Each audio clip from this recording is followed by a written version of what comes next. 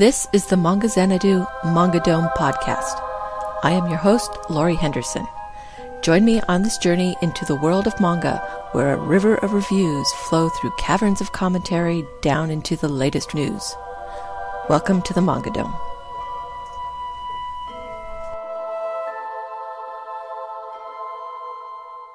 Manga at Japan Expo?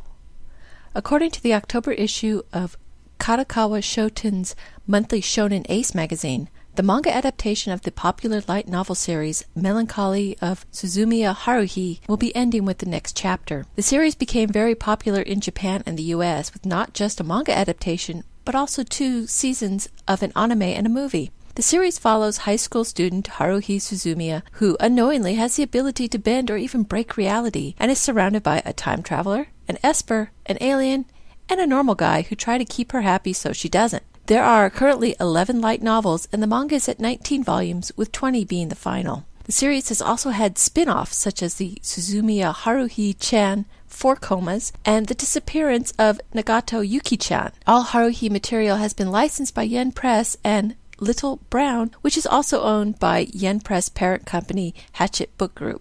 I really enjoyed the anime, the first series anyway. I couldn't get through the endless 8 of season 2, and have had a hard time with the manga, but I will try again, especially now that there is an end in sight. While checking out the Viz manga site for this podcast, I was met by a message which stated Viz will be raising the rates of their manga by $2 starting in October. So titles currently running at $4.99 will now be $6.99. The reason Viz has given for this raise is the cost of bringing their manga out on different platforms. I want to be angry and indignant about this, but in the end, it really doesn't matter how I feel or what I think. Viz is going to do what they want, and I will consequently end up buying less of their titles. Free marketplace in action. The top 10 digital manga list returns after a week off, covering the week of August 20th, 2013. The ratio of 7-3 is back in play, with quite a few movers and shakers shaping up the list. Naruto returns to its favorite spot, with volume 62 coming in at number 1. Right behind it is the final volume of Bakuman, volume 20 at number 2. It's been a few months since we've seen this title on the list. The first shoujo comes in at number 3 with Library Wars volume 10, which is followed by Toriko volume 17 coming in at number 4. The second shoujo, A Devil and Her Love Song volume 10, rounds out the top 5 at number 5, while A Different Kind of Devil comes in at number 6 with the debut of Nura, Rise of the Yokai Clan volume 16. The final shoujo title, Kimi ni Todoki volume 17, jumps in at number 7, while Nisekoi volume 4 returns after a 3-week break at number 8. Yu-Gi-Oh! Volume 7 comes in at number 9, and Blue Exorcist volume 10 returns at number 10. It was a good week to be a new and current release. The only backlist title was Yu-Gi-Oh! Otherwise, all the rest were current releases. Titles I'm not surprised to see return are Naruto, Nisekoi, and Blue Exorcist. Their new releases tend to be hanger-oners. I'm happy to see Bakuman's final volume make it to the list. It was a good ending for the series. The 3 shoujo titles, Library Wars, A Devil and Her Love Song, and Kimi ni Todoki, are all consistently good, and I think the reason we don't see their titles on the list more often is because most readers already have the backlist, so there's no need for large-scale buying. That's reserved for the older titles. And speaking of older titles, 2 older releases debuted in digital this week. Both were also announced at Japan Expo. Skip Beat is an ongoing series about Kyoko, a girl who is spurred by her childhood friend and rising star Sho. She decides to beat him at his own game by becoming an even bigger star. The title was the subject of the Manga Movable Feast back in June and was featured on the 11th episode of this podcast. I love the series, especially Kyoko. When she lets her inner demons out, it is one of the best and most hilarious moments of the manga. If you haven't checked this title out, do it. Now. La Corte de Oro is about general education student Kahoko, who is suddenly chosen to compete in the music competition by the school fairy. She is given a magical violin and 5 hot guys to interact with and maybe even find love. La Corte is the manga adaptation of an Otomo game, a dating sim for girls. Despite the dubious-sounding origins, La Corte is a fun series that is about music, a subject dear to my heart, and one of the female competitors plays the clarinet, which I did in high school too, making this a double plus for me. Well, that and the hot guys. Japan Expo is a new anime and Japanese cultural convention that occurred August 23rd to 25th in Santa Clara, California. It is an extension of the Japan Expo conventions that are very popular in France, and this was its first year in the U.S. Only 2 manga publishers officially came to the event. Viz Media isn't really a surprise since they are based in San Francisco, but Yen Press, a New York publisher, was also there with a panel and booth. And both publishers had new license announcements. That's amazing considering what came out of these publishers at the big cons, Anime Expo and San Diego Comic-Con, which was actually nothing. Yen Press had their panel on Friday and filled it with plenty of new titles. They started off with Bloody Brat, a 1-volume spin-off of the Blood Lad manga. It will feature both short stories and 4 coma strips and will be released next March. Blood Lad has been making quite a buzz with Yen Press releasing the manga in omnibus editions while Viz is streaming the anime.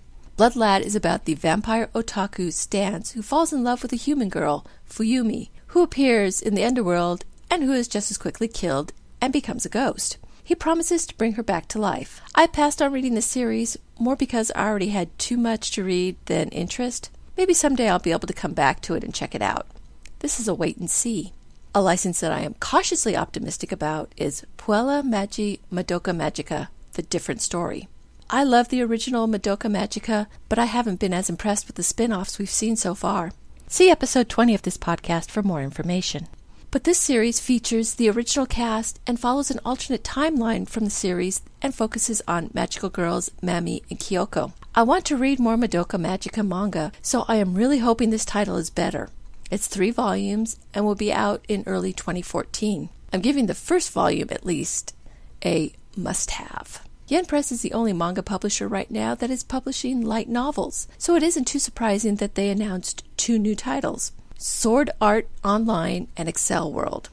Sword Art Online takes place in the future where the new virtual reality, massively multiplayer online role-playing game, Sword Art Online, has gone live, but soon after logging in, the players find they can't log out. They are then informed that in order to log out, they have to reach the 100th level of the tower and defeat the final boss. The catch is that if you die in the game, you die in real life. Player Kirito and his friends decide to take on the quest and free everyone. This is another title that has become popular in the US thanks to an anime adaptation, which is also showing currently on Cartoon Network. In a similar vein, Excel World is about Haruyuki, a boy who is always bullied at school, so he escapes into his school's local area network to play games. One day, he is invited by the school's most popular and attractive female student, Kuro Yukihima, to play Brainburst, a virtual reality, massively multiplayer online fighting game where duels are fought for burst points, which can be spent for accelerated abilities in the real world. Kuro Yukihima enlists Haruyuki's help in defeating the 6 Kings of Color and finding the creator of the game to learn his true purpose. This title also has an anime that's being streamed by Viz Media's Neon Alley. I have nothing against light novels. I one day hope to actually read some of the titles I've picked up lately. What doesn't interest me in these 2 titles is the whole .hack Matrix theme that both these stories use in their plots, so I'm going to pass on both of these titles for now. Of course, I could change my mind about Sword Art Online, as Yen Press has also licensed 2 of the manga adaptations of the series.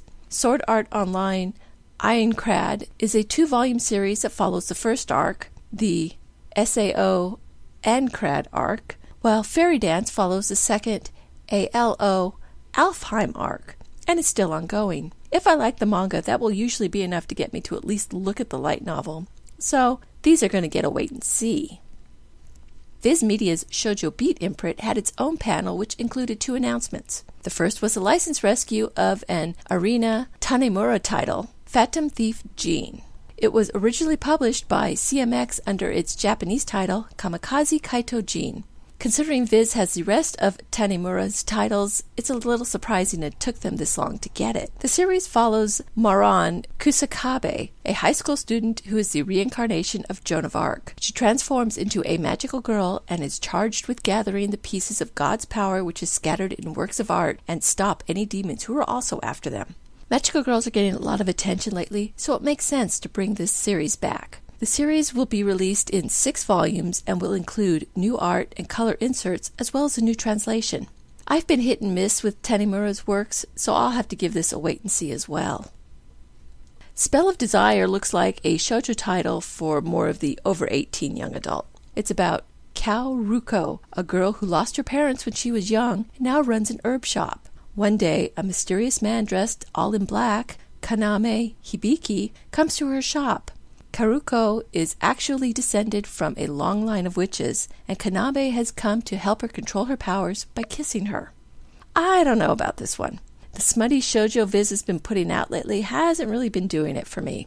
They've gone too far to the icky side for me, and this one is sounding like it will too. It's another wait and see. Other highlights from the panel include High School Debut getting a 3-in-1 omnibus release, and a whole slew of older shoujo titles coming to digital.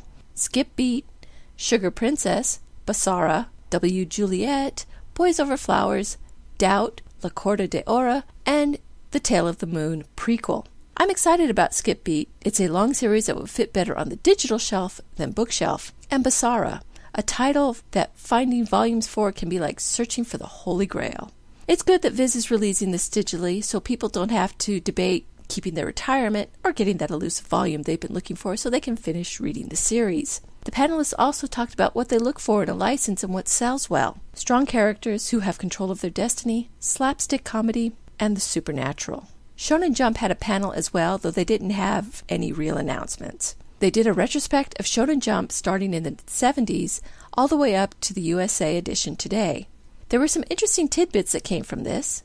Kimagura Orange Road is a title that set the tone for Shonen Jump romantic comedies with wishy-washy guys. So if you don't like those, now you know who to blame.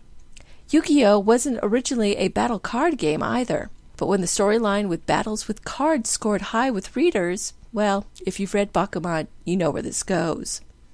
There was some digital news. Back issues of Weekly Shonen Jump are now available for subscribers to purchase. You can get up to 3 months of previous issues to play catch-up. Also coming out in the issue out September 2nd is the preview chapter 0 of One Piece Strong World. This chapter was originally only available to Japanese moviegoers to the 10th One Piece film, Strong World. It shows the world of One Piece 20 years before Luffy's story began. If you ever wondered what Gold Roger or Whitebeard were like in their prime, then you need this issue.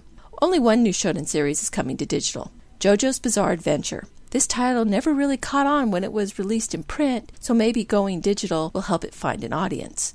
The Shonen Jump crew also had a question for fans. If you were subscribing to Weekly Shonen Jump for $26, would you be interested in paying $5 or more to get a Jump Plus magazine with more manga? Interesting question. It sounds like Viz may be thinking about a supplemental magazine. Whether I was a current subscriber or new, I think it would depend on the titles. A supplement of either Shoujo Beat titles or Shonen Sunday titles would certainly get my attention. I would definitely be more interested in more titles that were less Jump-esque. That would make it a plus for me. Thank you for listening to the Manga Xanadu Manga Dome podcast. You can find links to the stories and books discussed here in the show notes at manga.jdragononline.com. You can email me with any questions at xanadu@jdragononline.com or leave a comment on this post. Rate me on YouTube and follow me on Twitter at Manga Xanadu, all one word. Until next time, farewell from the Manga Dome.